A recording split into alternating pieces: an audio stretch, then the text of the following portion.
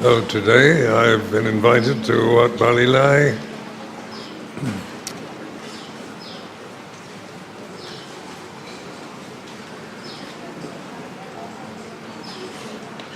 The opportunity to give dana. This part of the Buddhist preparation for enlightenment is to be generous, giving dana, sila, bhavana.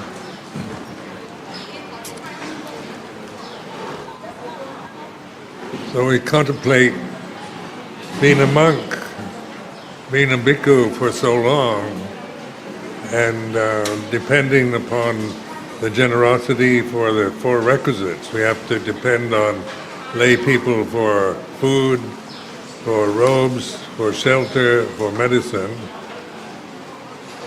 And so this is an experience of where when you reflect on the generosity given to myself over 50 years, one feels a lot of gratitude,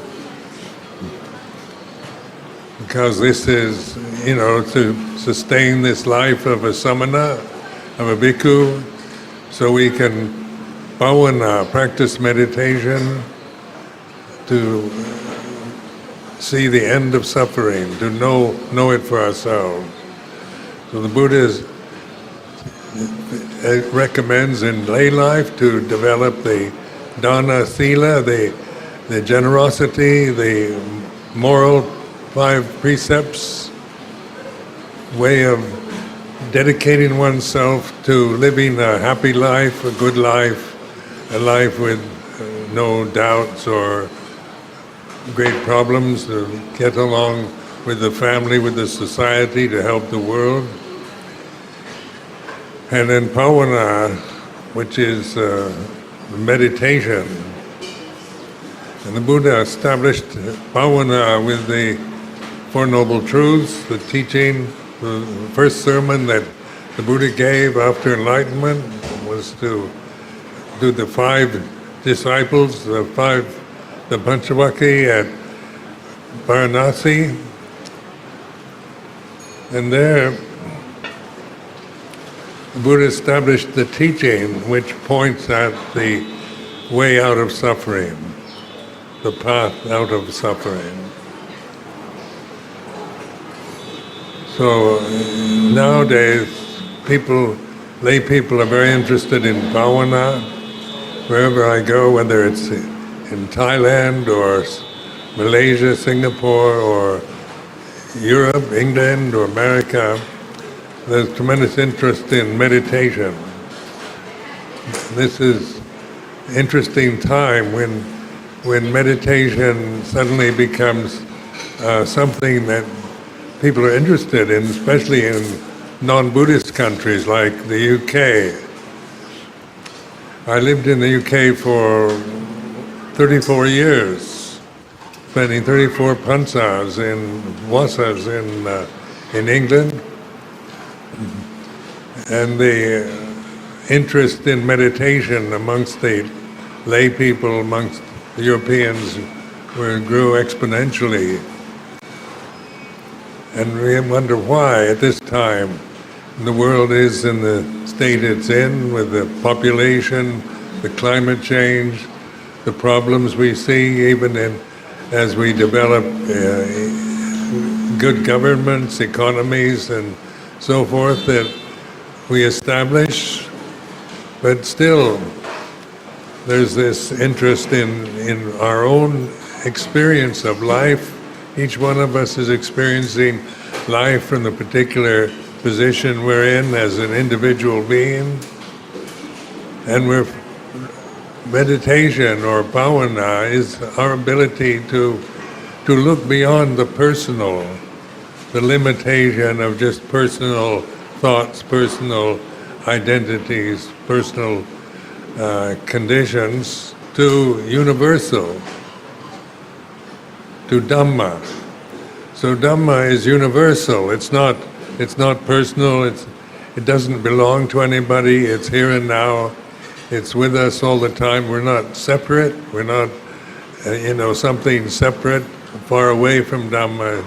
It's a matter of awakening to Dhamma, to the reality of conscious awareness here in the present time. So this kind of teaching is very much thought of. It's a wisdom teaching. Buddha Dhamma is based on wisdom. It's not based on theories or metaphysical doctrines. It's not just a philosophy, but it is a very practical way to reflect, to develop, to consider what is my real home? Where do I really belong? What happens when I die? What's the meaning of life? What's the purpose of human existence? All these kind of questions people ask themselves in inwardly personal ways, because we don't know what is the purpose of a human life. And we can think just to procreate the species, to live and procreate the species and die, or is there something more than just the mortal limitation of our human condition, our present state of mind? And that's where, when we take refuge in Dhamma, then that's here and now. It's not something far away. And it's not personal. It's not, but I can't claim consciousness as something personal, as my consciousness. I can say that, but that's not really the way it is. Consciousness is, and Dhamma are here and now, the reality that we begin to awaken to and recognize, rather than seeking identity through external objects. Usually we seek personal identity through relationships with others, through political views, through religious positions, through cultural conditioning, through ethnic identities. We create a sense of our personal worth. Personality is formed through these perceptions. But in the long run, when we take refuge in Buddha, Dhamma, Sangha, that means we're taking refuge in Dhamma, in reality here and now, in conscious awareness. Mindfulness is the way that we can realize this for ourselves. So bhavana is the opportunity made available to us through the Buddhist teaching to recognize the universality, the complete perfection of Dhamma through our own investigation, our own inquiry into the present Dhamma that we are enjoying at this very moment. So I want to express my appreciation to the Bhikkhu Sangha here at Wat Palelai, and to all of you lay people who have come here to Tambun to offer dana.